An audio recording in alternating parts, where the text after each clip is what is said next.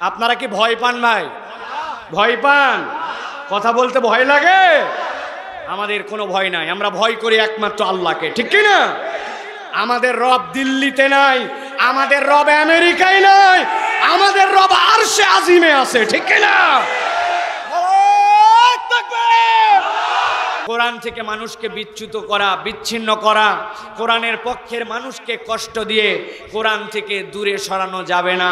বরং যারা দূরে সরানোর চেষ্টা করেছে, করছে, করবে, যুগে যুগে ভেগেছে, ভাগবে তারাই। একমত আপনারা? এরকম নয় নতুন করে এরকম কথা বলতেছি, এরকম নয়।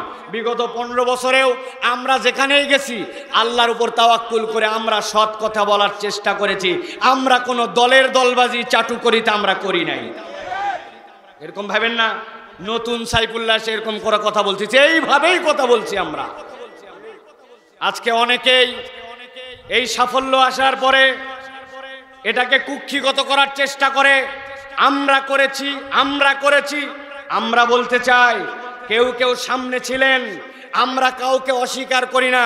তবে জেনে রাখবেন, এই ময়দানটা যদি এমনি পড়ে থাকতো, হয়তো ফসল উঠাতে পারি নাই, কিন্তু এই ময়দান যদি এমনি পড়ে থাকতো, এখানে আগাছা হইতো, ওই আগাছায় আপনার ফসল আর আসতো না। আমরা ফসল না উঠাতে পারলেও ময়দানকে কখনো আগাছা যুক্ত হতে দেই নাই।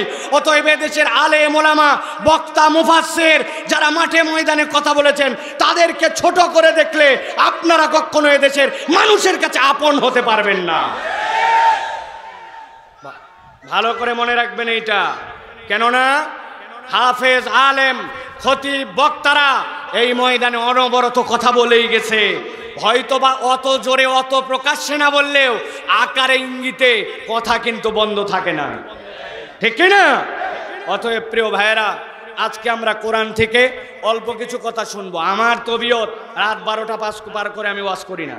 যেই দিনের ওয়াজ ওই দিনে শেষ করে দেই। ইংরেজি দাওয়াত, ইংরেজি শেষ। সেই হিসাবে অল্প কিছু সময় আপনাদের কাছে কথা বলবো। তবে জেনে রাখবেন, আল্লাহ রাব্বুল আলামিন যেই কোরআন শোনার জন্য আপনাদেরকে এখানে আনলেন, এই কোরআন কোনো সাধারণ বিষয় নয়। বর্ণনা আল্লাহ রাব্বুল আলামিন চ্যালেঞ্জ দিয়েছেন কোরআনের পক্ষে যারা আর কোরআনের সাথে যারা, দুনিয়ার সবাই চেষ্টা করেও কোরআনের এক চুলো ক্ষতি করতে পারবে না। কোরআনওয়ালাদেরকে আল্লাহ পরাজিত করার জন্য আনেন নাই, বিজয়ী বানানোর জন্য আনছেন, ঠিক না? আপনারা কি ভয় পান ভাই? ভয় পান? কথা বলতে ভয় লাগে? আমাদের কোনো ভয় নাই, আমরা ভয় করি একমাত্র আল্লাহকে, ঠিক কি না? আমাদের রব দিল্লিতে নাই, আমাদের রব আমেরিকায় নাই, আমাদের রব আরশে আজিমে আছে, ঠিক কি না?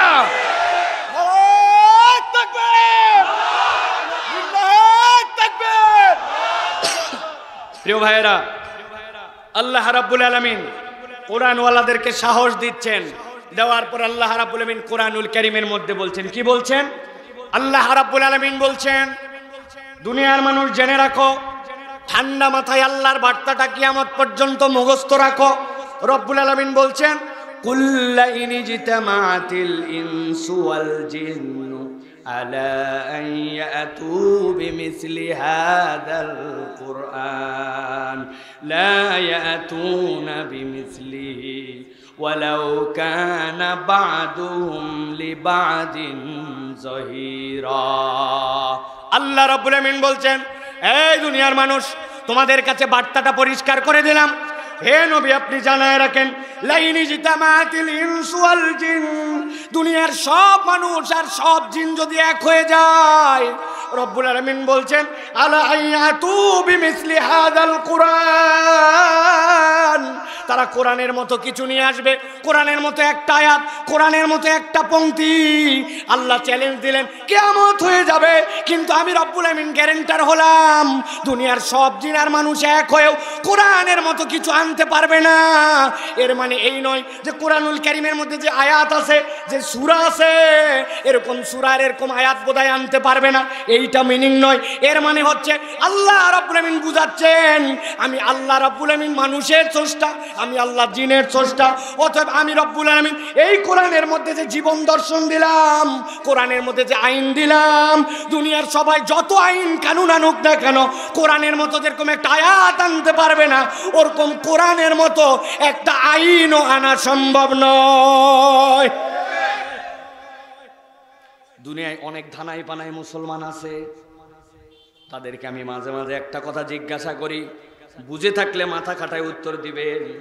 এই যে কোরআনুল কারীম আমাদের সামনে, এক লোক বলছে ভাই কোরআন নিয়ে আমি ব্যাপক পড়ালেখা করছি, খুব স্টাডি করছি, ভালো কথা, কোন পর্যন্ত? বলে 15 পারা পর্যন্ত ক্লিয়ার, এর মধ্যে আমার কোনো সন্দেহ নাই, কোনো বক্তব্য নাই, এইটা নিয়ে আমার কোনো রকম মন্তব্য নাই।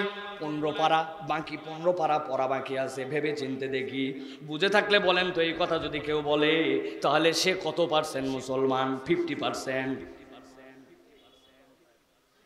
আরেকজন মুসলমান বলছে কোরআনুল কারীমের যা কিছু আছে সব শেষ, কেবলমাত্র আল্লাযী ওয়াসবিসু ফি সুদুরিন নাস মিনাল জিন্নাতি ওয়ান নাস। এই দুই আয়াতের ব্যাপারে আমার একটু কথা আছে, 99.99% ব্যাপারে কোনো কথা নাই। তাহলে যেই ব্যক্তি দুইটা আয়াত এখনো চিন্তা করে ক্লিয়ার হয় নাই, সব ক্লিয়ার, কেবল এই দুই আয়াত যদি সে না মানে তাহলে সে 99% মুসলমান। কত পার্সেন্ট? 0% মুসলমান। এই জন্য আল্লাহ রাব্বুল আমিন বলছেন, আল্লাহর বিধান নিয়ে ধানাই পানাই করো না, চালাকি করো না। আমাদের সমাজে অনেকে আছে নামাজ ভালো লাগে, তার কাছে রোজা ভালো লাগে, হজ ভালো লাগে, কিন্তু যেই না বলা হবে আল্লাহর দুনিয়ায় আল্লাহর আইন দিয়ে বিচারও হোক, আল্লাহর দুনিয়ায় আল্লাহর আইন দিয়ে সব জায়গায় আদালতগুলা চলুক, ওই মানুষ মুখে না বললেও অন্তরে অন্তরে পছন্দ করে না। আছে এরকম লোক আছে? ভালো করে বুঝে বলেন আছে কি না? ওই লোকগুলাই আমাদেরকে বলতো, আমাদের কানে কানে ফুসলাতো, মাহফিলের আগে কথা বলতো, মাহফিলতে যাওয়ার পরে কথা বলতো, এলাকার আয়োজকদেরকে জ্বালাতো। তারা বলতো নামাজ রোজা হজ যাকাতের কথা চলবে, কিন্তু কোরআনের বিধানের কথা বললে তাদের সহ্য হয় না। ঠিক কি না? আমার আল্লাহ রাব্বুল আমিন তাদের জন্য বলছেন, লা ইয়াতুনা বিমিসলিহি ওয়ালাউ কানা বাদুম লিবাদিন যাহিরা।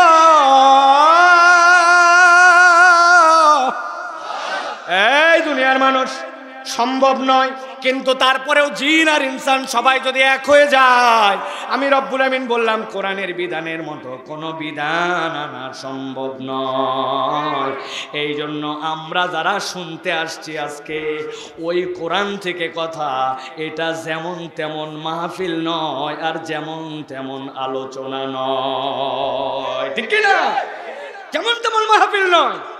আসলাম, শুনলাম, যাওয়ার পরে গল্প করলাম, বাপ রে বাপ, দুটা বক্তা ছিল, দুটাই ফাটায় ফেলছে। লোকজন জিজ্ঞাসা করছে কি ফাটালো? বলছে তা বলতে পারবো না, আমি এইরকম ওয়াজ করিও না, এরকম ওয়াজ জানিও না। এই জন্য যতটুকু বলবো মনে করেছি এইটুকু আপনাদেরকে শুনে চলে যেতে হবে। বেশি সময় বলবো না, অল্প সময়, কিন্তু নির্ধারিত বিষয়ে নির্ধারিত প্রসঙ্গে আপনাদের কাছে কথা বলবো। আর বলবো সব কাতারে নিজের নাম রাখেন, কিন্তু দুইটা কাতারে রেখেন না, একটা হচ্ছে মুশরিক আর একটা হচ্ছে জালেম। কয় কাতার? আওয়ামী লীগ করেন, আওয়ামী লীগ আপাতত করার সুযোগ নেই, ঠিক না ভাই? এটা আমাদের বক্তব্য না, এটা শুনলাম উপদেষ্টারা বলছে। আমরা আওয়ামী লীগ বিএনপি কিছুই করি না, কোনো কালেই করি না। আমাদের আল্লাহর দল, কোরআনের পক্ষে কথা বলবো জীবন আছে যতক্ষণ। কে শুনলো কে শুনলো এটা তাদের ব্যাপার, বলার দায়িত্ব আমাদের, আমরা বলতে থাকবো ইনশাআল্লাহ। প্রিয় ভাইয়েরা, তাহলে বলেছি দুইটা দলে নিজেদের নাম রাখা যাবে না। কয়টা দল? এই যাদের মুখ আছে কথা বলেন, কয়টা দল? যারা বলে নাই লাস্ট সুযোগ দিলাম, কয়টা দল?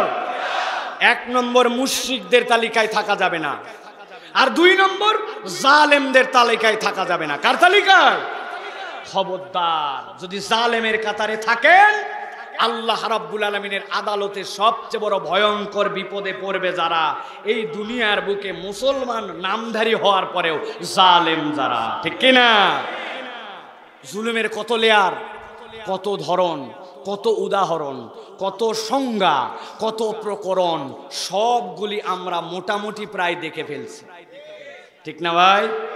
যদি ভালো না লাগে হাসপাতাল ভিজিট করতে যাবেন, যাওয়ার পরে দেখবেন এক একটা মানুষকে ছররা গুলি মেরে, এক একটা মানুষকে গুলি করে, চোখ নাই, কান নাই, মেরুদণ্ডের হাড্ডির মধ্যে বেঁধে আছে গুলি।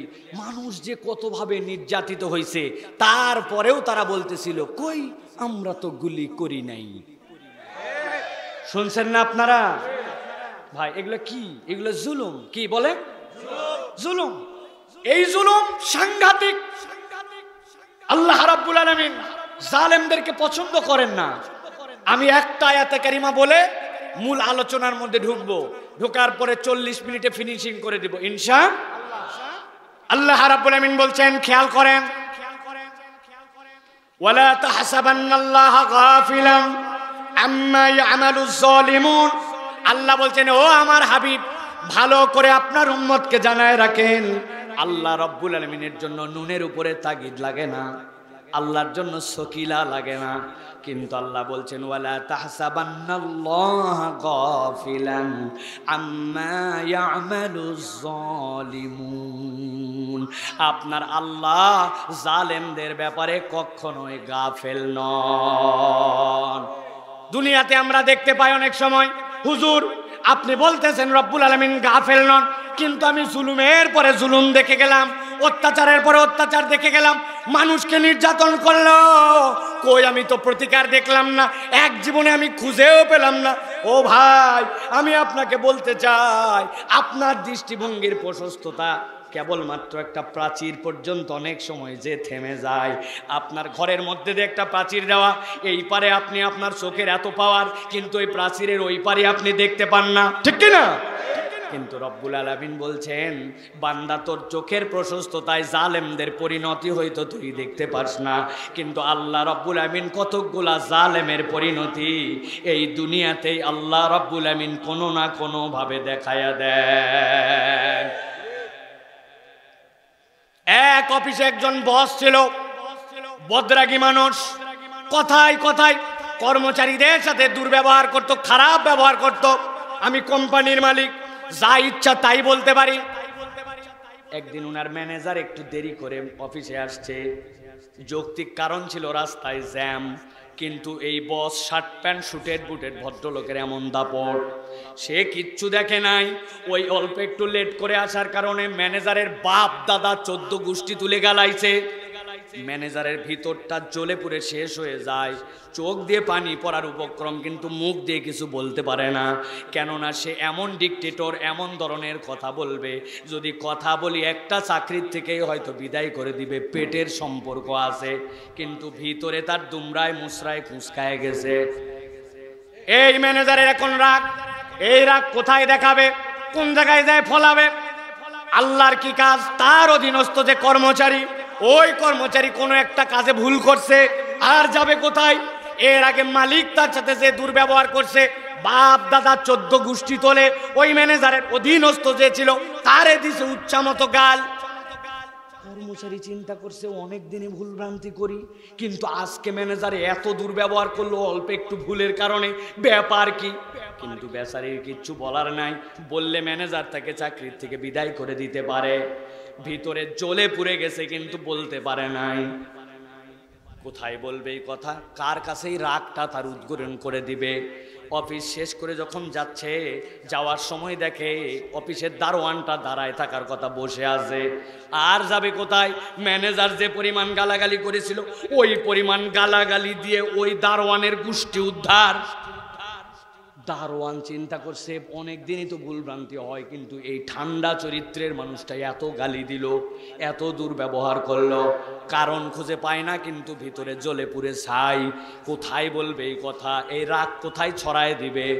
বাড়িতে গেছে ওই দারোয়ান, যাওয়ার পরে খেতে বসছে, বসার পরে বউ তরকারি বেড়ে দিয়েছে, ওই তরকারির মধ্যে থেকে মুখে ভাত নেবে, ওই ভাতের সাথে গেছে একটা আস্ত কাঁচামরিচ, তরকারির টেস্ট বাড়ানোর জন্য বউ দিছিল, কিন্তু গ্যাসে তার ভুলে গালের নিচে মাথা টাথা জ্বলা শুরু। ওই যে রাগ ছিল, যেই তার ওপরস্থ, আর ভিতরে গজ গজ। এখন এই মরিচের রাগ সবগুলা বইয়ের উপরে। তুই খারাপ, তোর বাপ খারাপ, তোর বংশ খারাপ। এক কথা দুই কথা বলতে বলতে এমন গালাগালি করছে, বউ চিন্তা করছে এইরকম দুর্ব্যবহার কোনোদিন করে না, আজকে সামান্য নিজের ভুলে মরিচ খায় আমার এরকম গালি দিল। কিন্তু যদি কথা বলে তুই তালাক, তোর বাপ তালাক, 14 গোষ্ঠী তালাক, আতঙ্কে কোনো কথা বলে নাই। কিন্তু রাগ মাথার মধ্যে স্ত্রীরও আছে। হঠাৎ করে সন্ধ্যার পরে তার ছেলেটা বাড়িতে আসছে, বাড়িতে আসতে একটু দেরি করে আসছে। যেই না দেরি করে আসছে, ওই স্বামীর যত রাগ ছিল ওই সন্তানের উপরে, এক কথা দুই কথা, তুই খারাপ, তোর বাপ খারাপ, তাও রাগ যায় না। হাতের কাছে যা ছিল ওইটাতে ব্যাটাক 2-4টা ধোলাই দিছে। ছেলে চিন্তা করছে বাপরে বাপ, এতদিন ধরে বাড়িতে লেট করে আছি, নানান ভুল করি, মা তো এত দুর্ব্যবহার করে না, এই বাড়িতেই থাকবো না আজকে। যেই বাড়ির দেরি করে আসলে মার খাওয়া লাগলো। রাগ করে বাড়িতে বের হয়ে যাচ্ছে, কিন্তু ভিতরে তো গা গজ গজ করে। মায়ের গায়ে তো আর হাত তুলতে পারে নাই। বের হয়ে বাড়ির সামনে দেখছে একটা আদলাইট। আদলাইট চেনেন? ইটের অর্ধেক হাতের মধ্যে তুলে নিছে। নেওয়ার পরে বলছে সামনে যারে পাইছি তারে খাইছি। আল্লাহর কি কাম, তাকায় দেখে রাস্তার ওই পার দিয়ে একটা কুকুর হেঁটে যাচ্ছে। কিন্তু কুকুর উত্তেজিত না, লেজ ডাউন দিয়ে যায়। লেজ যদি উঠায় যায় তাহলে বুঝতে হবে কুকুরের তারা আছে। ডাউন মানে ওই কোনো ক্যাচালের মধ্যে নাই, ঠিক কিনা? কিন্তু এই ছেলের তো ভিতরে রাগ, যাবে কোথায়? দুনিয়ার যত শক্তি হাতে এক করে মায়ের গালিগুলি সব টার্গেট করছে ওই কুকুর। মারছে কুকুরকে আদলা। কুকুর তো শান্তশিষ্ট যাচ্ছিল, কোমর বরাবর লাগছে ঢেল। কুকুরের তো মাথা খারাপ। কুকুর চিন্তা করছে অন্যদিন অপরাধ করে মার খাই, এখানে সেখানে শুঁকি, কিন্তু আজকে কোনো অপরাধ নাই। লেজ ডাউন দিয়ে যাচ্ছে, আমারে মারলো। শিশুর কাটে দৌড়, যারে পাইছি তারে কামড়াইছি। কোনো কথা নাই। সামনে যায় একটারে পাইছে, শার্ট প্যান্টওয়ালা, দিছে ইচ্ছা মতো কামড়। অন্যদিন কামড় দিয়ে ছাড়ে দেয়, আজকে ছাড়ে না। ওই লোকের চিল্লা চিল্লিতে লোকজন আসছে, পিটায়া পাটায় কুত্তা বিদায়। এরপরে বলছে ভাই আপনার পরিচয় কি? হাসপাতালে তো নিয়ে যাওয়া লাগবে। আমাকে চিনো না? ওই যে বড় অফিস, ওই অফিসের মালিক, ওই যে শার্ট প্যান্ট পরা ভদ্রলোক। আপনি সব সময় আপনার হিসাব দিয়ে বিচার মিলাতে পারবেন না। রব্বুল আলামিন অনেক সময় হিসাব বরাবর করে দেয়। বহু ভাবে জালেমকে বিদায় করানোর জন্য চেষ্টা করা হয়েছে, অনেক ফিকির অনেকে করছে, কিন্তু আল্লাহ রাব্বুল আমিন কয়টা পোলাপানকে দিয়া মামুর বাড়ি। কথা ঠিক কিনা? আমার আল্লাহ রাব্বুল আমিন বলছেন ওয়ালা তাহসাবান্নাল্লাহা গাফিলান আম্মা ইয়ামালুজ জালিমুন।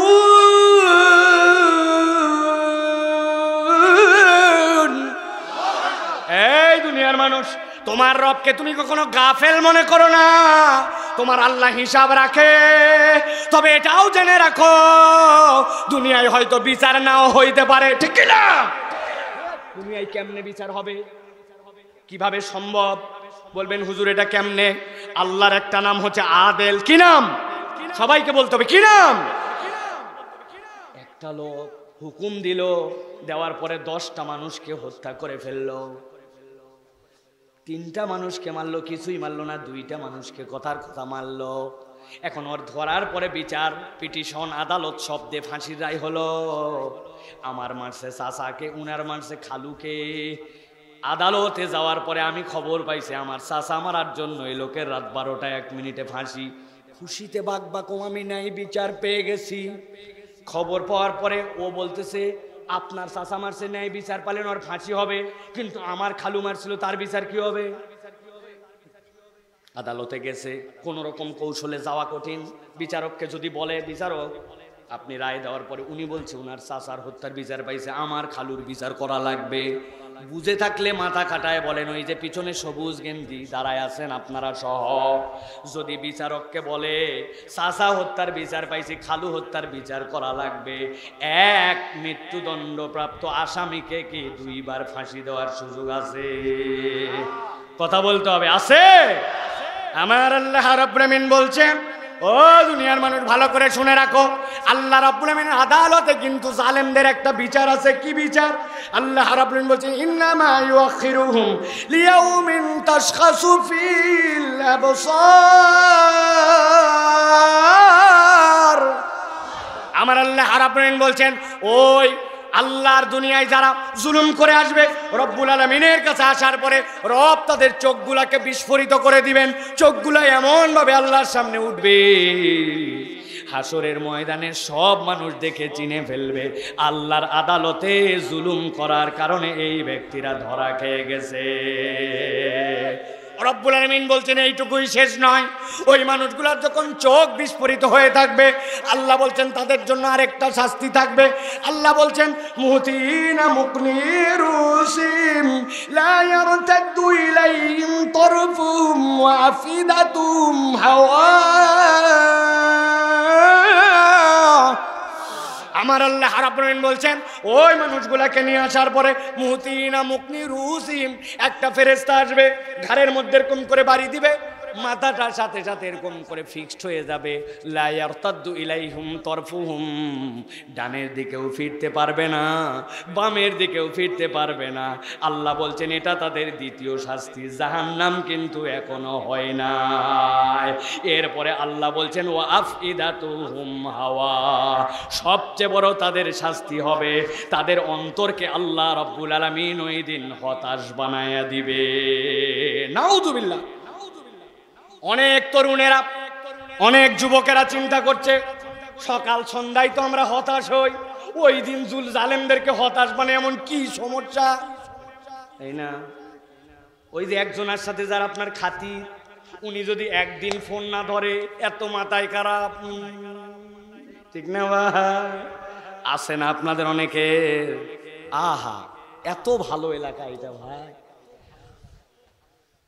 ভালো করে বোঝেন।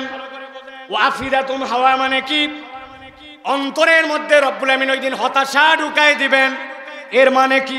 মুফাসসিররা ব্যাখ্যা করছেন কিয়ামতের ময়দানে আল্লাহ রাব্বুল আলামিন যখন হাসরের ময়দান কায়েম করে দিবেন, আল্লাহ রাব্বুল আলামিনের বান্দাগণ আদম আলাইহিস সালাম থেকে ঘুরতে ঘুরতে ঈসা আলাইহিস সালাম পর্যন্ত আসবেন, কিন্তু কেউ আল্লাহর সামনে দাঁড়ানোর সাহস করবেন না। মুহাম্মাদুর রাসূলুল্লাহ সাল্লাল্লাহু আলাইহি সাল্লাম আল্লাহর আরশে আযমের সামনে সিজদায় পড়ে যাবেন। এরপরে এমন হামদ করবেন, এমন সানা করবেন, আল্লাহ রাব্বুল আলামিন নবীজিকে বলবেন ইরফা রাসাকা ইয়া হাবিবি, আপনি আপনার মাথা উত্তোলন করেন। এরপর আল্লাহ নবীকে বলা হবে আপনি শাফাত করেন। আপনি যার পক্ষে শাফাত করবেন সে তার শাফাতকে আল্লাহ রাব্বুল আমিন কবুল করে নেবেন। আল্লাহ নবী সাল্লাল্লাহু আলাইহি সাল্লাম উম্মতের প্রত্যেকটা মানুষের জন্য শাফাত করতে শুরু করবেন, ওই মানুষগুলোকে আল্লাহ রাব্বুল আমিন কবুলও করবেন। কিন্তু এক শ্রেণীর মানুষ যারা দুনিয়ার বুকে জুলুম করে গেছে, রব্বুল আলামিন তাদেরকে উম্মতের তালিকা থেকে বের করে দিবেন। ওদের সামনে নবীর শাফাত আসবে না, জাহান্নাম থেকে কোনোদিন ওই বান্দাগুলো আর বের হতে পারবে না। কি অপরাধ! আল্লাহ বলছেন খবরদার খবরদার জুলুম করো না। প্রিয় ভাইয়েরা, এই জন্য জালেমের কাতারে নিজের নাম রাখা যাবে। আমরা সরকারের সমালোচনা করলে, উপরের সমালোচনা করলে মজা পাই, কিন্তু একটু হিসাব করলে দেখতে পাবো কম বেশি আমরা মুসলমানরা প্রত্যেকেই জালেম। কবে বাপ মরে গেছে, বোনের জমি দেয় নাই, এই মাঠে এরকম প্লেয়ার নাই না? আহা, কতদিন বোন ঘুরলো, জমি দিল না। এখন পর্যন্ত বাপ হয়ে দুই ছেলের মধ্যে ইনসাফ করে নাই। একটুখানি পাওয়ার স্বার্থের কারণে বাউন্ডারি ওয়ালটা ঠেলে বের করে দিছে, সানসেটটা তুলে দিছে, পাওয়ার দেখায় ড্রেনটা করতে দেয় নাই। কত ধরনের জুলুম এই দুনিয়ার বুকে আমরা করি, তার কোনো ইয়াত্তা নাই, ঠিক কি না? আপন সন্তানের সাথে বাপ মা পর্যন্ত জুলুম করে। অতএব খালি জুলুম বলতে উপরেরটা বুঝেন না, জুলুমের নিচেরও লেয়ার আছে। সব ধরনের জুলুম থেকে আমাদেরকে বেঁচে থাকতে হবে। আল্লাহ যেন তৌফিক দেন, বলেন আল্লাহুম্মা আমিন। আমি প্রিয় ভাইয়েরা, সংক্ষিপ্ত সময়ে আপনাদের কাছে যে প্রসঙ্গে কথা বলতে চাই সেটি হচ্ছে, আমরা এখানে স্বীকার করেছি আমরা কোরআনের মাহফিলে এসেছি, কোরআন আমাদের জন্য গুরুত্বপূর্ণ, কোরআনের কোনো তুলনা নাই, এটা স্বীকার করি তো ভাই। আচ্ছা আপনারা বলেন তো ভাই, বিরক্ত হচ্ছেন না তো আপনারা? আলহামদুলিল্লাহ। যে গরম, অনেকেই খেয়ে আসেন নাই, আমরা দ্রুত শেষ করে দেওয়ার চেষ্টা করব। আমি খুব সংক্ষিপ্ত সময়ে একটা কথা আপনাদের অন্তরে আজকে ঢুকায় দিয়ে চলে যেতে চাই। সেটি হচ্ছে কোরআন লাগবে, কোরআন মানতে হবে, কোরআন আমাদের জরুরি, সবাই জানি। কিন্তু আজকে আমরা একাডেমিক্যালি আপনাদের কাছে প্রুফ করতে চাই যে মানব জীবনে কোরআনের সাথে সম্পৃক্ততার 5টি প্রয়োজন আছে, যেই 5টি প্রয়োজন অন্য কেউ মিটাতে পারে না। আমরা এই 5টা প্রয়োজনের কথা শুনবো, আমল করার নিয়ত করব এবং চলে যাব ইনশাআল্লাহ। এখন মুখ দিয়ে উচ্চারণ করে বলতে হবে, কোরআনের সাথে সম্পৃক্ততার মানব জীবনের ন্যূনতম প্রয়োজন কয়টা? হয় নাই, সকলকে বলতে হবে কয়টা। হাতগুলা নামান, যখন বলবো কয়টা তখন ওই যে আমার 2 ভাই পুকুরের পারে, হ্যাঁ, হাত নামায়া এরকম করে তুলে বলতে হবে 5টা। ন্যূনতম কোরআনের সাথে সম্পৃক্ততার প্রয়োজন কয়টা? দেখেন তো কোন হাতগুলা উঠে নাই, আরেকটা চান্স দিলাম, নামান নামান নামান, এবার একসাথে একবার, কয়টা? ওই যে পিছনে সাদা গেঞ্জি ওই তোলে নাই, আমি দেখতে পাইছি কিন্তু ভাই, চোখ সাংঘাতিক। হাত তুলছেন সবাই, এবার হাত নামান। এটা কেন করতেছি ভাই? অনেকক্ষণ বসে আছি না, অনেক কথা শুনছি, আমাদের যেন এই কথাগুলি বাড়িতে যায়, এই জন্য আপনাদেরকে এই কষ্টটা দিচ্ছি, যাতে করে এইটা আপনি বুঝতে পারেন যে আলোচনার আপনিও একটা পার্ট।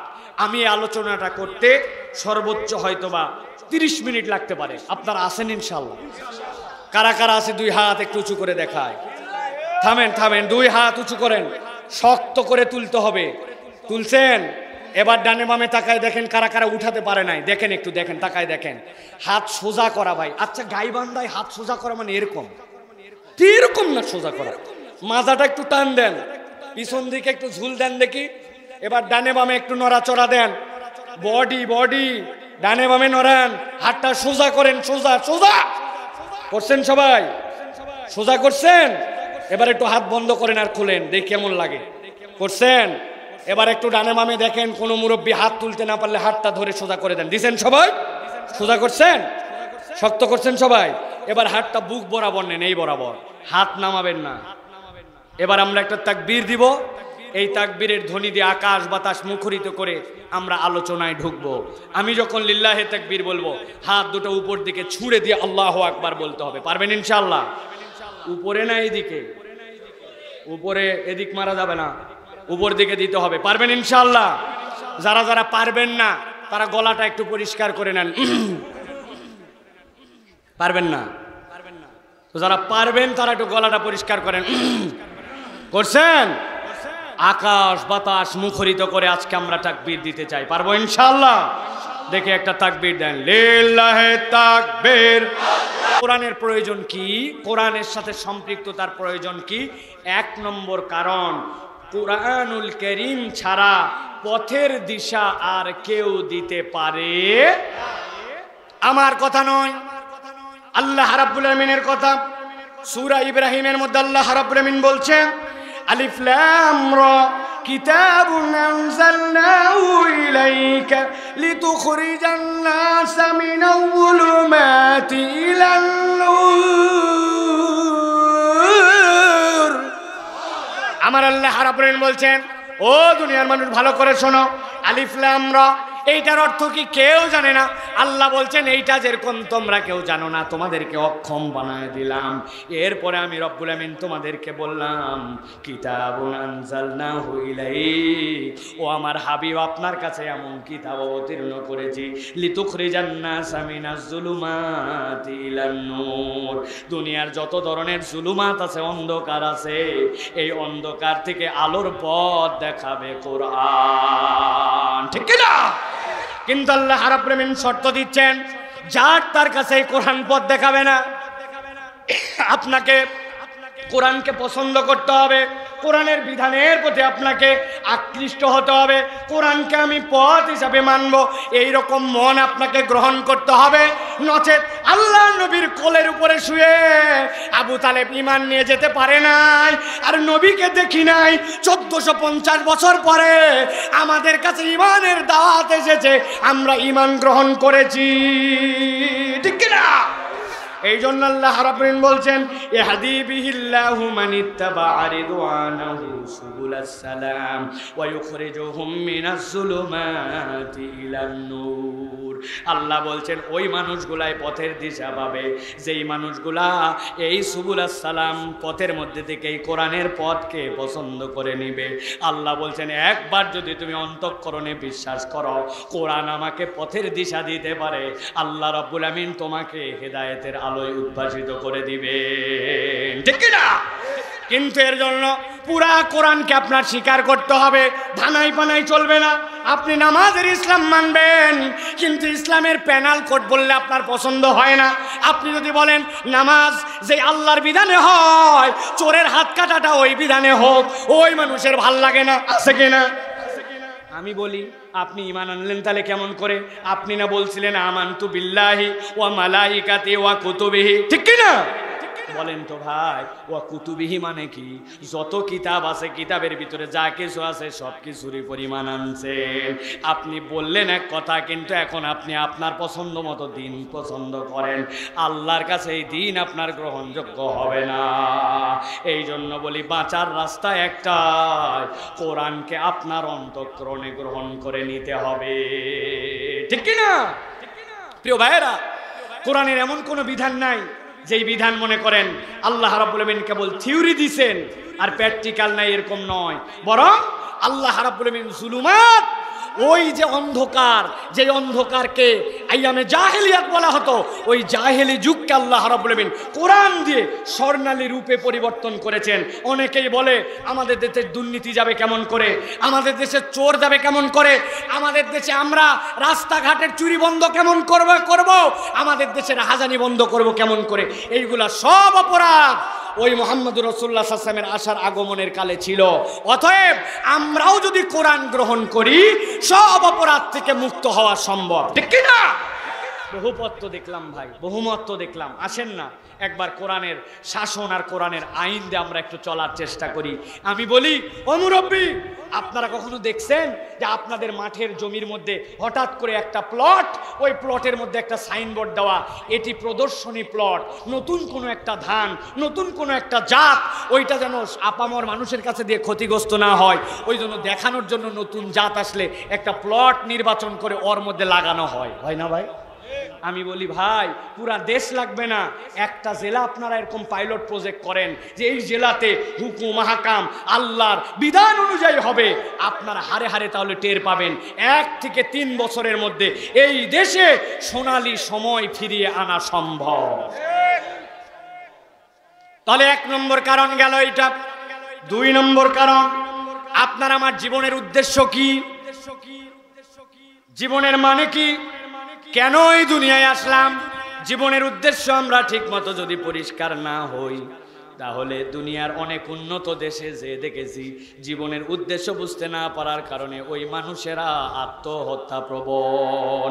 বাংলাদেশে যত গাড়ি চলে এর 80% গাড়ি চলে জাপানের তৈরি। আমি জাপানে গেছি, টোকিও থেকে শুরু করে নিয়ে সেই ওসাকা পর্যন্ত গেছি, হাজার হাজার কিলোমিটার। কয়েকটা মসজিদ উদ্বোধন করছি, কয়েকটা জায়গায় গেছি, তাদের সাথে গল্প হয়, যা দেখি তাই অবাক লাগে, এত নিয়ম কানুন, এত সুন্দর, এত আদর্শ।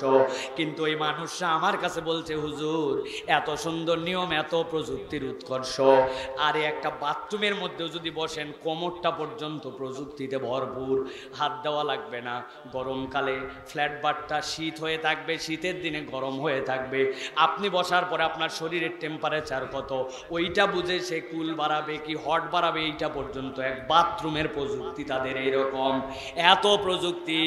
কিন্তু তারা বলছে হুজুর এই জাপান কোরআনে সবচেয়ে বেশি কিসের হার জানেন না?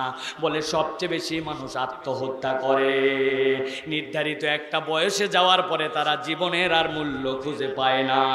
অতএব উন্নত জীবন, আধুনিক জীবন, অনেক টাকা পয়সা, এটাই কেবল জীবনের উদ্দেশ্য নয়। আপনি যদি জীবনের প্রকৃত উদ্দেশ্য জানতে চান, কোরআনের কাছে আপনাকে আসা লাগবে। আল্লাহ রাব্বুল আলামিন বলছেন, আমার কথা নয়, আল্লাযী খলাকাল মাউতা ওয়াল হায়াতা লিয়াবলুয়াকুম আইয়ুকুম আহসানু আমালা।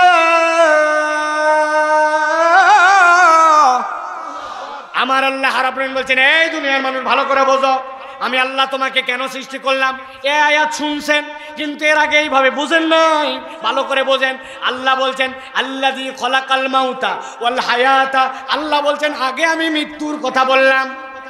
জীবিত থেকে অনেকে অনেককে মেরে ফেলতে পারে, কিন্তু মরা থেকে জীবন দেওয়া এত সোজা নয়। ভেবে দেখেন নাই, আপনি মাঠের মধ্যে ধান লাগানোর জন্য ছোট্ট একটু বীজতলা বানাইছেন, আপনাদের এলাকায় বলে বিছন। এর বাইরে কথা বলেন, বিছন চিনেন আপনারা? 10 কেজি ধান আগের রাত্রে, গভীর মনোযোগে শোনেন, আগের রাত্রে ভিজায় রেখে নরম মাটি রেডি করছেন, বীজতলায় নতুন করে ধান লাগাবের জন্য ভালো 1 নম্বর বীজ ছিটায় দিয়েছেন। ছিটায় দেওয়ার পরে দেখছেন বাপরে বাপ, মাঠ তো বীজে ভরে গেল। কিন্তু কখনো ভেবে দেখেন নাই বীজের যেদিক সেদিক দিয়ে কুশি, আর যেদিক সেদিক দিয়ে শিকড় বের হয় না। কুশি বের হওয়ার একটা দিক আছে, শিকড় বের হওয়ার একটা দিক আছে, ঠিক কিনা? কিন্তু আপনি যখন ছিটিয়েছিলেন 95 ভাগ আপনি ভুল ছিটাইছেন। কোনোটা চিত করে ফেলাইছেন, কোনোটা উপর করে ফেলাইছেন, কোনোটা একটার উপর আরেকটা উঠেছিল, 95 ভাগ এরকম ছিল। কিন্তু রাতটা পার হতে দেরি, পরের দিন সকালবেলা যেয়ে দেখেন সবগুলার মাথা উপর দিকে উঠে গেল। আপনি একবার ভেবে দেখেন নাই, এই মরা জীবন থেকে আবার জিন্দা করলো যিনি, এই মেকানিজমটা যিনি করলো তিনি আল্লাহ। আল্লাহ রাব্বুল আলামিন বলছেন, গভীর মনোযোগে বোঝেন, আল্লাযী খলাকাল মাউতা ওয়াল হায়াতা লিয়াবলুয়াকুম, পরীক্ষা করার জন্য। কি পরীক্ষা? আইয়ুকুম আহসানু আমালা, তোমাদের মধ্যে উত্তম আমলটা কে করতে পারে। কথা সহজ, কিন্তু আল্লাহ রাব্বুল আলামিন এই জায়গায় যদি একটা শব্দ পরিবর্তন করে দিতেন বিপদের বাজার হয়ে যেত। আল্লাহ যদি বলতেন আইয়ুকুম আকমালু আমালা, তোমাদের মধ্যে তোমার আমলটা কে পূর্ণ করেছে এইটা দেখার জন্য আল্লাহ সৃষ্টি করছেন, তাইলে আমাদের থেকে বড় বিপদে আর কেউ পড়তো না। এখানে বাপের বেটা থাকলে একজন হাত তোলেন। বলতেছেন হুজুর বাপের বেটা বলে অন্যকে কটাক্ষ করেন না, আপনিও যদি বাপের বেটা হন তো আপনিও হাত তোলেন, পারলে গোলাম রব্বানি তুলুক। কি বিষয়? এমন ভাবে 2 রাকাত নামাজ পড়ছি জীবনে, যেই নামাজে আমার ডান নাই বাম নাই, সামনে নাই পিছনে নাই, 1 সেকেন্ডের জন্য কোনো দিক মন যায় নাই, আমি এমন নামাজ পড়ছি 2 রাকাত। নামাজ আল্লাহ আলহামদুলিল্লাহ রাব্বিল আলামিন। বউ যে কথা বললো আজকে বাড়ি, মালিক দিন এখানে এখানে খালি একবার যাই বুঝামনি কেমন বেটি। নামাজের মধ্যে আছি, গয়রিল মাগদুবি আলাইহিম ওয়ালাদ-দাল্লিন, বিসমিল্লাহির রহমানির রহিম, কুল হুয়াল্লাহু আহাদ। দোকানের যে ম্যানেজারে দিয়ে আসলাম, চাবি দিছি না ডয়ের দেয়নি, আল্লাহু সামাদ লাম ইয়ালিদ ওয়ালাম ইউলাদ, তাড়াতাড়ি শেষ কর। কি ভাই, আমি যতটুক জানি ততটুক বললাম, আপনাদের আরো কথা আছে। একবার যদি খালি পকেটের মধ্যে মোবাইলে মিস কল মারে নামাজের মধ্যে, কে বান কল দিল, লিলাফি কুরাইশ, মনে হয় ম্যানেজারই হতে পারে। লিলাফি ইমরিল্লাতা সেটাই আছে না বাবা, যদি আবার আব্বা কল দেয় আরেক মুসিবত। কত চিন্তা আপনার আমার। 2 রাকাত নামাজ যদি আল্লাহ বলতেন আকমালু আমালা, এমন ভাবে আমার কাছে আনবি যেইভাবে নামাজ যদি আনিস, তাহলে ওই নামাজটা তোর এমন হবে যেই নামাজের কারণে আল্লাহর কাছে বলতে পারবি এটা পূর্ণ নামাজ, আমাদের আটকার জন্য আর কিছু লাগতো না। ঠিক না? যদি বলতে এমন ভাবে তোয়াব করছো, এমন ভাবে সাই করছো, বলো যেটা তোমার পূর্ণ, আমাদের বিপদের শেষ থাকতো না। ও ভাই রে, মন দিয়ে কথাগুলা বোঝেন। আল্লাহ বলছেন বান্দা তোর জীবনের উদ্দেশ্য বুঝাতে চাই আমি আল্লাহ। আল্লাহ রাব্বুল আমিন বলছেন আমি এইগুলা বলি নাই লিয়াবলুয়াকুম আইয়ুকুম আহসানু আমালা, আমার কোন বান্দা সর্বোত্তম চেষ্টা করছে আমি ওই বান্দার এই পরীক্ষার জন্য পাঠাইছি। আমার বান্দার মন চলে গেছিল, আবার ঘুরাই আনছে আল্লাহ। নামাজের মধ্যেই চিন্তা করা উচিত না, ভুল করে ফেলছি। এর করতে করতে থিতাতে থিতাতে 5 বার মন গেছে আনছে, মন গেছে আনছে, কিন্তু নামাজটা বাদ দেয় নাই। আল্লাহ বলছেন উত্তম চেষ্টা যে করেছে আমি রব তার চেষ্টাটাকেই কবুল করে নিব। এই উদ্দেশ্যটা আল্লাহ রব্বুল আলামিন ছাড়া, কোরআন ছাড়া আর কেউ আপনাকে বুঝাবে না, ঠিক কি না? দুনিয়ায় সবাই বলে পারফেকশনিস্ট হও, 100 হও, ঠিক কি না? আবার অতি 100 হও দোষ। এক গ্রামে এক মহিলা ছিল, গল্প শুনছেন না? যেই মহিলার বিয়ে ঠিক হয় ও দেখায় দাদি চলবে, করছে সব ঠিক আছে, নাক ভালো না। এরপর একটা নাক নিয়ে আসছে 1 নম্বর, সব ঠিক বলছে দাদি, বলছে কান দুটা ছোট ছোট, বহুত মুশকিল, যাই হোক একটা খুদ ধরে। এরপরে একটা মহিলা আনছে, নাক কান চোখ চুল সব সুন্দর, বলছে দাদি এবার বলো। বলছে শোনো অত ভালো ভালো না, বুঝেননি? বেশি ভালো হও একটা দোষ। তো এই দুনিয়াতে একমাত্র আপনার রবই আপনাকে বলছেন আইয়ুকুম আহসানু আমালা। ও বান্দা রে, আমি জানি তুই পুরা পারবি না, পুরা পারফেক্ট হবে না, কিন্তু চেষ্টা ছাড়িস না, তুই আল্লাহর দিকে লেগে থাক, হতাশ হোস না। অপরাধ করছি, আগে নামাজ পড়ছি, আগে গাঁজা টানছি, আগে বাজে অভ্যাস ছিল, জেনা করে ফেলছি, আল্লাহ বলছেন হতাশ হোস না, তুই আয় আল্লাহর জন্য চেষ্টা কর, বাকি জীবন নিবেদিত হ। আমি আল্লাহ তোকে জাহান্নামে দেওয়ার জন্য বানাই নাই, জান্নাতে দেওয়ার জন্য বানাইছি। সুবহানাল্লাহ। এটা কে শিখায়? এটা কোরআন শিখায়, ঠিক কি না? সবাই আপনাকে হতাশা দেয় আর কোরআন দেয় আপনাকে এই জীবনের বোধ। জীবনের একটা উদ্দেশ্য আছে, কঠিন কথাটাও বলি আপনাদেরকে। আল্লাহ রাব্বুল আমিন বলছেন কুনতুম খায়রা উম্মাতিন উখরিজাত লিন-নাস তা'মুরুনা বিল মারুফ ওয়া তানহাউনা আনিল মুনকার। আল্লাহ বলছেন ও দুনিয়ার মানুষ, তোমাকে এমনি এমনি সৃষ্টি করা হয় নাই, তোমাকে সৃষ্টি করা হয়েছে তুমি সকল জাতির থেকে শ্রেষ্ঠ। আর তোমার শ্রেষ্ঠত্বের মানদণ্ড হচ্ছে তুমি মানুষকে সৎ কাজের আদেশ দিবে আর অন্যায় থেকে ফিরাবে। আমাদের মধ্যে এক শ্রেণীর টাউট মুসলমান তৈরি হয়েছে, ওরা সৎ কাজের আদেশ দিতে ভালোবাসে কিন্তু অন্যায় থেকে ফিরায় না। আছে না? অন্যায় থেকে ফিরায় না, ওভারলুক করে। একজন বিড়ি খাচ্ছে, দেখছে মুরব্বীরা, দেখে বিড়ি খাওয়া বন্ধ করে না। বন্ধ করবে কিভাবে? যেটা বিড়ি খাওয়া বন্ধ করার কথা ওই লিডার তো ছিল গাঁজাখোর, ঠিক না ভাই? আপনি ইউনিয়ন পরিষদের চেয়ারম্যানের বিচার নিয়ে গেছেন, ওর কাছে বলছেন 2 লাখ খাইছে, আর যার কাছে বিচার নিয়ে গেছেন ওই গোটা ব্যাংক খাইছে।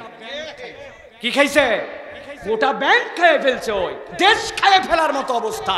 অর্থনীতিবিদরা বলতেছেন বিগত 15 থেকে 17 বছরে মানি গেম হয়েছে, money game. Do you know what's the meaning of money game? ইসলামী ব্যাংকে যায় বলছে আমাকে, কথার কথা, আমাকে 100 কোটি টাকা ঋণ দেন, দিছে। 100 কোটি টাকা নিয়ে যায় SIBL এ, বলছে ভাই 50 কোটি টাকা আগের যে ঋণ ছিল ওটা শোধ দিলাম, দিয়ে আবার আমাকে নতুন করে 100 কোটি ঋণ দেন। ওই 100 কোটি নিয়ে যায় FBL এ গেছে, আরেক ব্যাংকে গেছে, যাই বলছে আপনার কাছে কত পাওনা আছে? বলে 500 কোটি। এই ধরেন 150 কোটি দিলাম, আরো 1000 কোটি দেন। ওই দেখছে বাবারে ভালোই তো টাকা দিচ্ছে আর নিচ্ছে, দিচ্ছে আর নিচ্ছে। মানি গেম করে ওরা নিজেরা প্ল্যান করে এই ইসলামী ব্যাংক সহ ব্যাংকগুলোকে দেউলিয়া করে দিছে। এটা কোনো মানুষের বাচ্চা করতে পারে না। দেশপ্রেম থাকলে দেশপ্রেমের ধুনা তুলে মিথ্যা চেতনাবাজি করে এই দেশটাকে আজকে তলাবিহীন ঝুরি বানাইছে তারা। বড় বড় লেকচার মারে না, লজ্জা করে না আপনাদের? এখনো কতকগুলা খুশখাস করে পেছন থেকে, মারার নিয়ম নাই, তাছাড়া দাঁতগুলা বক্সিং মেরে ভেঙে দিতে মন চায়।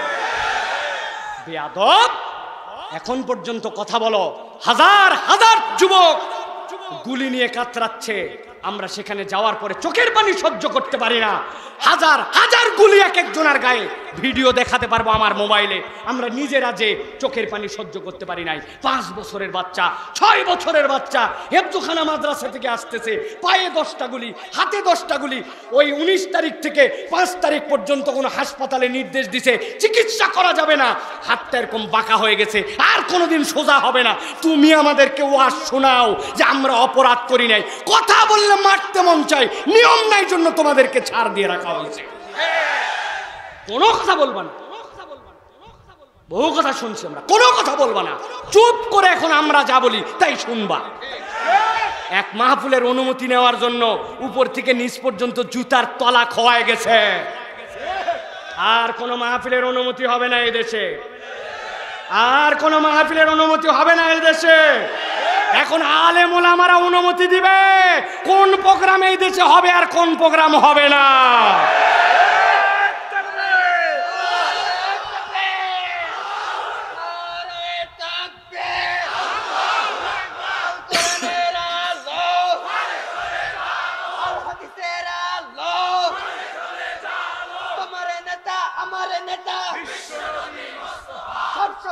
সমাধান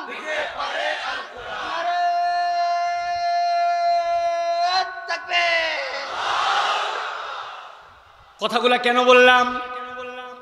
কুনতুম খায়রা উম্মাহ, আপনি আমি উত্তম উম্মত। আমার একটা কাজ হচ্ছে আমি সৎ কাজের আদেশ দিব, অন্যায় থেকে ফিরাবো। আপনি যদি অন্যায় থেকে না ফিরান সমাজের জঞ্জাল এমন বেড়ে যাবে, তখন সমাজ পচে দুর্গন্ধ হয়ে যাবে, ঠিক না?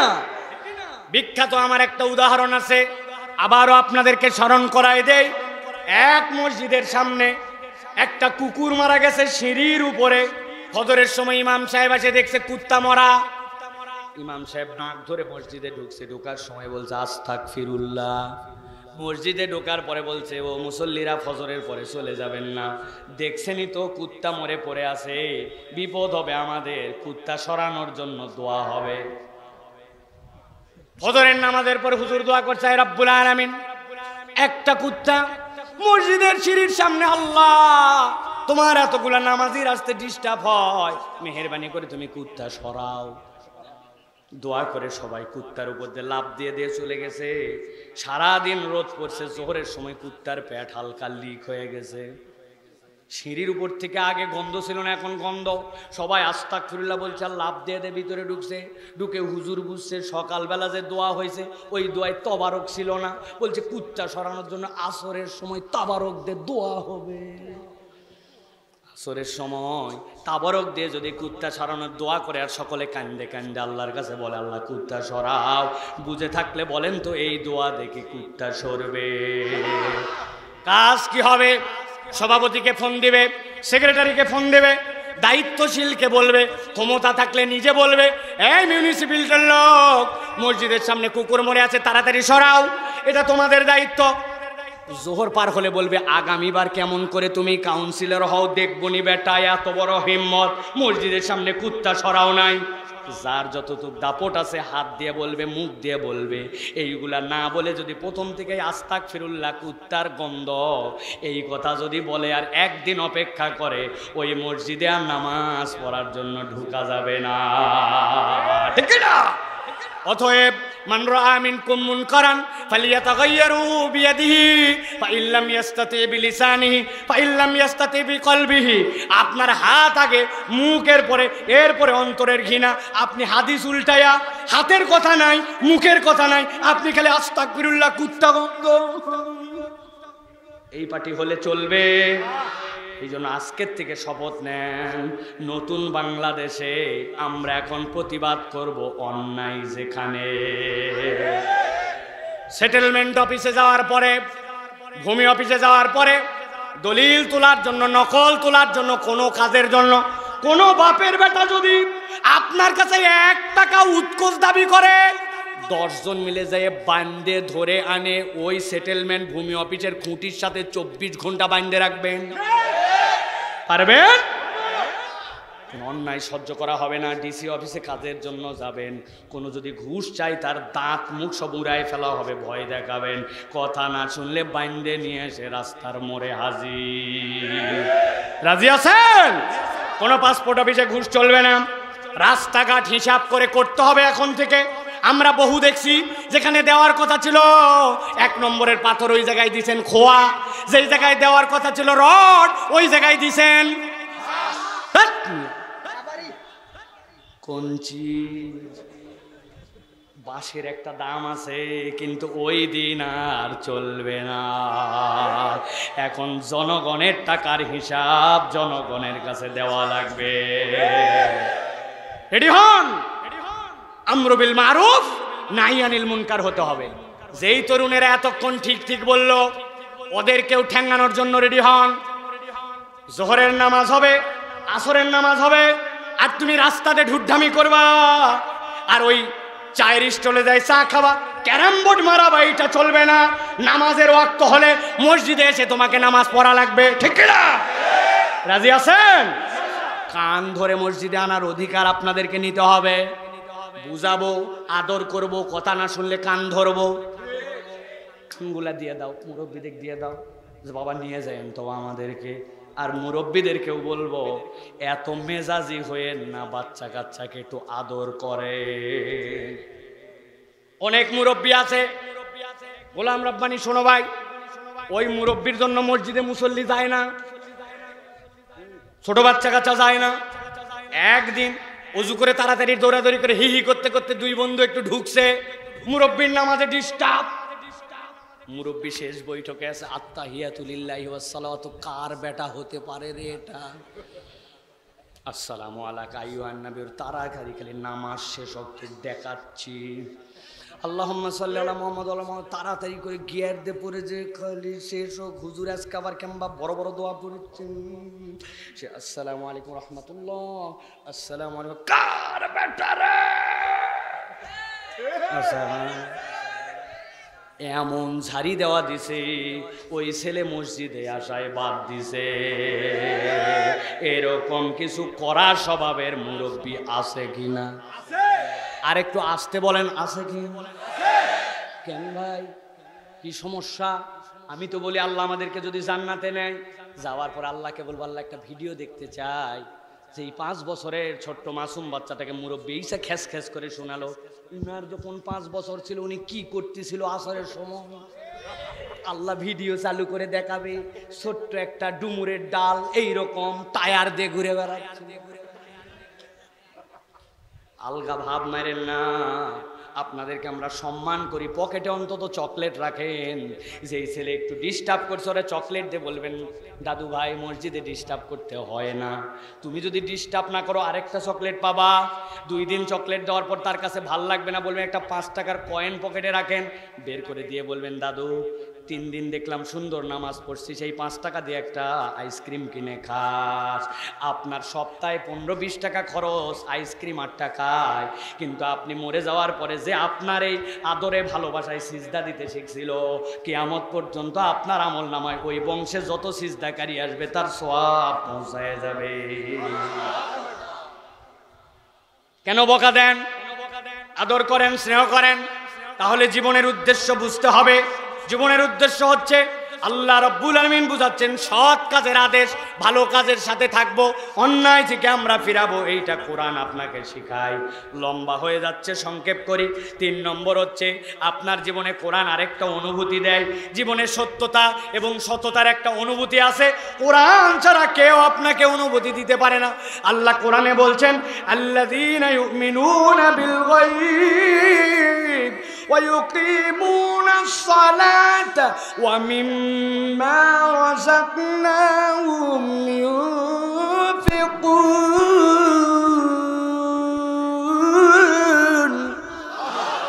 আমার আল্লাহ রাব্বুল আলামিন বলছেন, ও দুনিয়ার মানুষ, জীবনে সত্যতার অনুভব যদি পেতে চাও তাহলে তোমার রবের প্রতি গায়েবের উপর তোমার বিশ্বাস আনা লাগবে।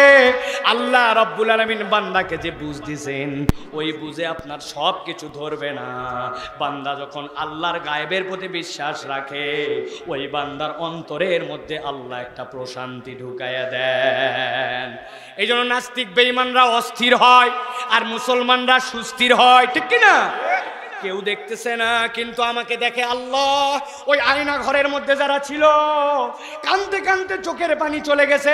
যত জনার মুখের বর্ণনা শুনছি সবাই বলছে তাহাজ্জুদ পড়ছি, নামাজ পড়ছি, আমাদেরকে আজান পর্যন্ত শুনতে দেয় না। আজান শোনার সময় গান লাগায় দিত, জোরে শব্দ বাজায় দিত, দিন রাত বুঝতে পারি নাই, কিন্তু আল্লাহকে ভুলি নাই। আল্লাহর প্রতি তাওয়াক্কুল রেখে কানছে কানছে, 1 বছর 2 বছর নয়, 11 বছর পর্যন্ত কানছে, কিন্তু আল্লাহর প্রতি আস্থা হারায় নাই। আল্লাহর প্রতি আস্থা না থাকলে ওইখানে যারা থাকতো তারা এইভাবে টিকে থাকতে পারতো না, ঠিক কি না? আমার আল্লাহ রাব্বুল আলামিন বলছেন এটা কে দেয়? আল্লাযীনা ইউমিনুনা বিল গায়ব, যারা গায়েবে বিশ্বাস করে, ওয়া ইউকিমুনাস সালাহ, নামাজে মনোযোগী হয়, ওয়া মিম্মা রাযাকনাহুম ইউনফিকুন, আল্লাহ যে রিজিক দিয়েছে ওই রিজিক থেকে ব্যয় করে। এই 3 কাজ যার জীবনে আছে, আল্লাহর গায়েবে বিশ্বাস করি, আর আল্লাহর জন্য সালাত আদায় করি, আর আমার সাধ্যের মধ্যে সিররা ওয়া আলানিয়া, প্রকাশ্যে গোপনে আমি দান খয়রাত করি, রব্বুল আলামিন তার অন্তরের মধ্যে একটা শান্তি ঢুকায় দিবেন, সুবহানাল্লাহ।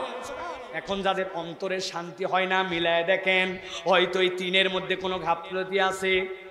টাকা আমার মনে করছি 1 টাকা বের হয় না, কুঞ্জুস, জুম্মার দিনে মসজিদে 20 টাকা দিতে পারে না, আছে না? 1 টাকার কয়েন নিয়ে যায়, ভাঙ্গা পয়সা নিয়ে যায়, অথচ 2 বন্ধু মিলে চা খাওয়ার সময় বিল দিতে দেয় না। তুই দিবি মানে আমার এলাকায় আসছি, তুই দিবি, আমি দিবি, ঝোলা ঝুলি। ওই জায়গায় চায়ের পয়সা দেয়, বিড়ির পয়সা দেয়, আর আল্লাহর ঘরে 20 টাকা দেওয়ার সময় কয় আমি স্টুডেন্ট। কি উনি স্টুডেন্ট? আপনি এই জন্য সালাত, দান খয়রাত, কৃপণ হয়েন না, দানের হাত বড় করেন, যা আছে সেখান থেকে দেন।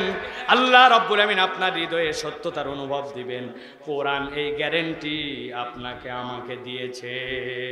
4 নম্বরে আল্লাহ রাব্বুল আমিন বলছেন এই কোরআন আপনাকে একটা অনুভূতি দিবে, সেইটা হচ্ছে আপনার স্রষ্টাকে, আপনি কার মালিকানায় আছেন। কোরআন ছাড়া আপনার প্রকৃত স্রষ্টার পরিচয় কেউ দিবে না। দুনিয়াতে স্রষ্টার পরিচয় যার কাছে নাই, তার থেকে দুর্ভাগা আর কেউ নাই। আল্লাহ রাব্বুল আমিন কি বলছেন খেয়াল করেন। আল্লাহ বলছেন ওয়া তাম্মাত কালিমাতু রাব্বিকা সিদকাও ওয়া আদলা লা মুবাদদিলা লিকালিমাতি ওয়া হুয়াস সামিউল আলিম। আমার রব্বুল আমিন বলছেন আল্লাহর কথার কোনো পরিবর্তন নাই। আল্লাহর কথা এরকম নয়, এখন একরকম পরে একরকম। দুনিয়ার মানুষ অনেক কথা বলে, আবার সুযোগ পেলে কথা ঘুরায় ফেলে, কিন্তু আল্লাহ বলছেন আমার কথা সত্য এবং সৎ। আমি বান্দা, তোকে বান্দা হিসাবে যদি মানি, আর আমি যদি নিজেকে রব হিসাবে স্বীকার করে নিলাম, এই সত্যটা জেনে তুই যদি তোর রবের পরিচয় জানিস, তাহলে দুনিয়াতে কখনো তোর মনে হবে না আমি সারা গরু। দুনিয়ায় কত সারা গরু আছে, ওর কোনো মালিক নাই। ওরকম কতগুলা সারা মানুষ আছে, ওর কোনো মনে হয় মুনিব নাই। একটুখানি বিপদে পড়লে এখানে দৌড় লাগায়, ওখানে দৌড় লাগায়, মাজারে মান্নত দেয়, উমুকের কাছে যায়, অস্থির হয়ে যায়। আমি একটা কথা বলে দেই, দিল খুলে শোনেন, আপনার হৃদয় আল্লাহ আছে কিনা এইটা বুঝবেন কেমন করে? প্রত্যেকটা কর্মের প্রত্যেকটা জিনিস পরীক্ষা করা একটা মেশিন থাকে। বগলে থার্মোমিটার ধরে লাগায় দেখে 102 মানে জ্বর আছে, থার্মোমিটার জ্বর মাপার যন্ত্র, ঠিক কিনা? ল্যাক্টোমিটার আছে একটা, পানি আপনি দুধের মধ্যে মিশাইছেন কিনা ধরা পড়ে যাবে। বলতেছেন আমি পানি মিশাইনি, খালি দুধ দোয়ার পর ওই বালতি ধুয়ে দিছি, মেশিনে ডুবায় বাইরে হয়ে যাবে যে মিয়া বালতি ধুইছেন না, ধান্দা করছেন। আছে না? প্রেসার হাতের মধ্যে দিয়ে চাপ দিয়েছেন, এখানে মেশিনে উঠছে, কানে ঠিক ঠিক শব্দ এই জায়গায়, উপরে কত নিচে কত।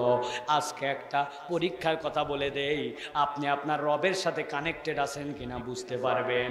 যে কোনো বিপদে পড়ছেন, মুসিবতে পড়ে গেছেন, আপনার প্রথমে মামা, খালু, অমুক লিডার, তুমুক ডাক্তারের কথা আগে মনে পড়ে, নাকি সব কিছু মনে পড়ার আগে আপনার আল্লাহর কথা আগে মনে পড়ে?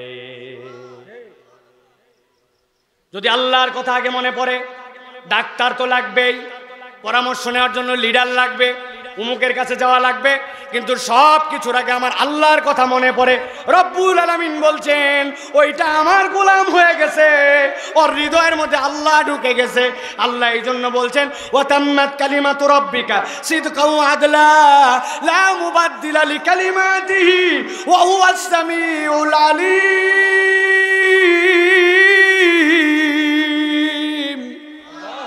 এই দুনিয়ার মানুষ, তিনি তোমার সব জানেন, সব বিষয়ের খবর রাখেন। আল্লাহ নিজের নাম রাখছেন হালিম। বলেন কি নাম? বলেন একবার, ডাক দেন ইয়া হালিম ইয়া আল্লাহ, ইয়া হালিম ইয়া আল্লাহ, ইয়া হালিম ইয়া আল্লাহ। এক ব্যক্তির 15 বছরের একটা সন্তান মারা গেছে, কাঁদতে কাঁদতে পাগল, মায়ের চোখ সাদা হয়ে গেছে। আমি যে সান্ত্বনা দিচ্ছি, ভাই ধৈর্য ধরেন, সন্তান হারাইছে, আল্লাহ দিবে। সাক্ষ্য দিয়ে বলেন, আমি যত বড় হুজুর হই, আপনি যত বড় খয়ের খা হন, যেই লোকের 15 বছরের সন্তান হারাইছে, ওর মনে যে দুঃখ, আপনি আমি ওই দুঃখ ধারণ করতে পারবো? ও ভাই ঘুমায় গেছেন, পারবো? কিন্তু জেনে রাখেন, আল্লাহর একটা নাম হচ্ছে হালিম। এই হালিম মানে বান্দার মনে যা দুঃখ ততটুকুই ধারণ করতে পারেন যিনি, তিনি তোমার রব হালিম। এই জন্য কোরআন আপনাকে রবের পরিচয় দিচ্ছে। বান্দা একবার যদি তুই রবের পরিচয় পেয়ে যাস, আর বারবার তুই রিনিউ করতে থাকিস। এই জন্য রব্বুল আমিন বলছেন, বান্দারে ওই আলমে আরওয়াতে আমি তোদেরকে জিজ্ঞাসা করেছিলাম আলাস্তু বিরাব্বিকুম, আমি কি তোমাদের রব নই? দুনিয়াতে প্রেরণ করলাম, করার পরে প্রথম কি দিলাম? আলহামদুলিল্লাহি রাব্বিল আলামিন। আমি বললাম সকল প্রশংসাই রবের জন্য। কোরআন খুলেই জানলি কবরে যাবি, আবার কবরে যাওয়ার পরে প্রথম জিজ্ঞাসা হবে মার রব্বুকা। আল্লাহ বলছেন ওই আলমে আরওয়া আর কবরের হিসাব যদি মিলাতে চাস, তো রবকে যদি চিনতে চাস, কোরআন ছাড়া রব চিনার কোনো উপায় নাই। সর্বশেষ কথা আজকে রাত্রের, আল্লাহ রাব্বুল আলামিন বলছেন আর একটা জিনিস কোরআন তোমাকে দিবে, সেইটা হচ্ছে তোমার জীবনের পরিণতি কি। আমার জীবনের পরিণতি কি? গতকালকে একটা জায়গায় গেছিলাম, সবাই একদিকে, এক মুরব্বী বেঁকা বেঁকা কথা বলে। চিন্তা করলাম কিভাবে ধরা যায়। বললাম চাচা, মরে তো আপনিও যাবেন, আমিও যাব, মরার পরে আপনার খাটলি কি আপনি ধরবেন নাকি? করছি আমি কিভাবে মরার পরে খাটলি ধরবো? খাটলি ধরবে তোমরা। বললাম স্যার, খুঁটিতে কমসে কম তো 4 জন, 3 জন দিয়েও তো হবে না। বলে হ্যাঁ। বলে চাচা 3 জন মিলে বলছে আমরা আপনার পক্ষে, আরেকজন বলছে আপনার বিপক্ষে, আপনি কোন দিকে থাকবেন তখন? ওই 3 জন মিলে তো কোনো রকম খাটলিটাও টেনে নিয়ে যাওয়া যাবে, একজন হলে তো টানাই যাবে না। আমি বললাম এইটুকু যদি বুঝেন তাহলে সমাজের সব লোক এক কথা বলে, আর আপনি কেন উল্টা কথা বলেন? আপনাকে তো সমাজের পজিটিভের সাথে থাকতে হবে। মুরব্বী হাউমাউ করে কেঁদে দিয়েছে, হৃদয় থেকে বুঝতে পারছে, কিন্তু মুরব্বী মানুষ তো এখনো কষ্টটা চেপে ধরে রাখছে, বের করতে পারে না।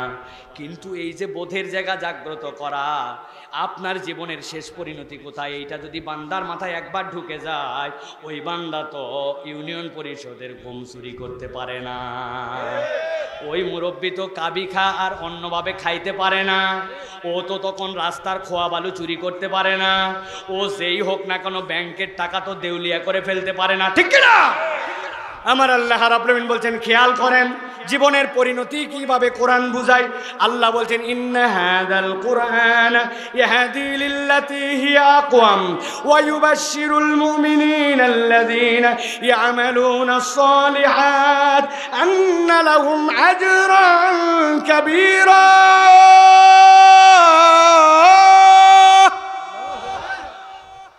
আল্লাহ সিম্পলি বুঝাই দিচ্ছেন দুনিয়ার মানুষ এই কোরআন তাদেরকে হিদায়েত দিবে আর খোশখবরি দিবে মুমিনদেরকে, আল্লাযীনা ইয়ামালুনাস সালিহাত, যারা নেক কাজ করে। আল্লাহ বলছেন তাদের পরিণতি কি তোমরা জানো? বলেন তো, যারা নেক কাজ করে আর যারা ঈমানদার তাদের পরিণতি কি? ভালো না। নাম বলেন কোন ভালো? কি হয় নাই? জানি জান্নাত বলবেন, কিন্তু আল্লাহ এটা বলেন নাই। আজকে রাত্রের শেষ কথা ভালো করে বোঝেন। আল্লাহ রাব্বুল আমিন বলছেন আন্না লাহুম আজরান কাবীরা, আমি রব্বুল আমিন তাদের জন্য বিশাল পুরস্কার দেব। সুবহানাল্লাহ বলেন। জান্নাত তার থেকেও বিশাল। হ্যাঁ, নবীজি বলছেন একদিন আল্লাহ রাব্বুল আমিন জান্নাতীদের মধ্যে আসবেন। সুবহানাল্লাহ। আসার পরে বলবেন ইয়া হালাল জান্নাত, জান্নাতীরা লাফ দিয়ে উঠবে, ওঠার পরে বলবে লাব্বাইক ওয়া সাদাইক ওয়াল খায়রু বিয়াদাইক, এই রব আমরা হাজির আছি, ভালো মন্দ সব আপনার হাতে। আল্লাহ জিজ্ঞাসা করবেন হাল রাদিতুম, তোমরা কি খুশি আছো? জান্নাতীরা অবাক হয়ে বলবে ওয়া মা লাকা লা নারদা ইয়া রব্বানা ওয়া মা আতাইতানা মিন আহাদিন কবলানা, ও রব খুশি কেমনে হই, তুমি আমাদেরকে যে নিয়ামত দিয়েছো, আমাদের আগের কোন কেউ নিয়ামত পাইছে নাকি? আল্লাহ তুমি কি রাগ করছো নাকি? রব্বুল আলামিন বান্দাদেরকে বলবেন হাল আজিদুকুম, আমি কি বাড়াই দিব নাকি? বান্দা ব্যাকল হয়ে যাবে, কেমনে আবার বাড়ায়? আমার নবী বলছেন যেই না আল্লাহ এই কথা বলবেন, সাথে সাথে আল্লাহ রাব্বুল আমিন জান্নাতীদেরকে ঘোষণা দিবেন উহিল্লু আলাইকুম রিদওয়ানি, ও আমার বান্দা আজকের থেকে আমি তোদের প্রতি চির সন্তুষ্ট হয়ে গেলাম। আল্লাহু আকবার। আল্লাহর নবী বলছেন এরপরে রব্বুল আমিন তার বুকের সব পর্দা সরাই দিবেন, ওই জান্নাতীদের সাথে তার মাবুদের দিদার হয়ে যাবে। জান্নাতীরা একটু আগেই বলেছিল ওয়া মা লাকা লা নারদা ইয়া রব্বানা ওয়া কদ আতাইতানা মা লাম তুতি আহাদান ক্বাবলানা, এমন নিয়ামত দিছো যে নিয়ামত কেউ পাইছে নাকি? আল্লাহকে দেখার পরে রব যখন সরে যাবেন, ওই বান্দাদের কাছে জান্নাতের নিয়ামত আর ভালো লাগবে না। আমার নবী বলছেন প্রত্যেকদিন সকাল সন্ধ্যা আল্লাহ রব্বুল আলামিন এরপরে জান্নাতীদেরকে দিদার দিতে থাকবেন। নবীজি বলছেন আন্না লাহুম আজরান কাবীরা, ওইটার ব্যাখ্যাই হচ্ছে জান্নাতে আল্লাহর দিদার। সুবহানাল্লাহ। তাহলে এই বোধ কে দিবে? আমার রবকে আমি দেখব, আর ওই রবের নির্দেশ কেমনে না মানে পারি? টোটা ফাটা কারণে মিথ্যা বলি, নানা কারণে গালি দেই, মুখের অপব্যবহার করি, খারাপ মানুষের সাথে ঘুরি। আরে আমি আমার রবকে দেখব। কোরআন বারবার আপনাকে মনে করায় দিবে যে ওই রবের কাছে আমাকে যেতে হবে। কোরআন ছাড়া আপনাকে এই দিশা কেউ দিতে পারে না। পথের দিশা দেখাবে, রব চিনাবে, জীবনের মানে বুঝাবে, জীবনের সত্যতার অনুভব দিবে, আলোর পথ আপনার জন্য সিলেক্ট করায় দিবে, আল্লাহকে চিনাবে, জীবনের পরিণতির ব্যাপারে পরিষ্কার ধারণা দিবে। এই গ্রন্থের নাম হচ্ছে কোরআন। কি নাম? এখন বুঝে থাকলে বলেন যে ওই কোরআন ধারণ করা, পড়া, বোঝা দরকার আছে কিনা? আছে। তাহলে যদি থাকে, তাহলে আজকের থেকে আমরা শপথ নেই আমরা কোরআনের পক্ষে থাকবো। যারা কোরআনের পক্ষে আমরা তাদের পক্ষে থাকবো। আগে যা ভুল করছি, কোরআনহীন যারা আমরা তাদের সাথে নাই। রাজি আছেন সবাই? আল্লাহ আমাদের আজকের আশা বসা, আজকের কোরআন থেকে কথা শোনা, আজকের আয়োজনকে আল্লাহ রাব্বুল আমিন মঞ্জুর করেন। বলেন আল্লাহুম্মা আমিন। গোলাম রব্বানিক জীবনে দেখছেন ওয়াজ শেষ করার পর যে ফোর্সে ওয়াজ করে এতক্ষণ বসে থাকে, এটা হচ্ছে মহব্বত। বড় ভাইয়ের মতো ভালোবাসে, আমরাও তাদেরকে বন্ধুর মতো ভালো। এতক্ষণ বসে আছে এই যে ইউসুফ, আহারে কি কষ্ট যে করছে সে জানেন না। বকাবকিও হয়েছে তার সাথে, আমার রাগারাগিও হয়েছে। ডেট দেওয়াই লাগবে ভাই, আগা নাই মাথা নাই, কোথায় আসি। চট্টগ্রাম পরের দিন দিছে গাইবান্ধা।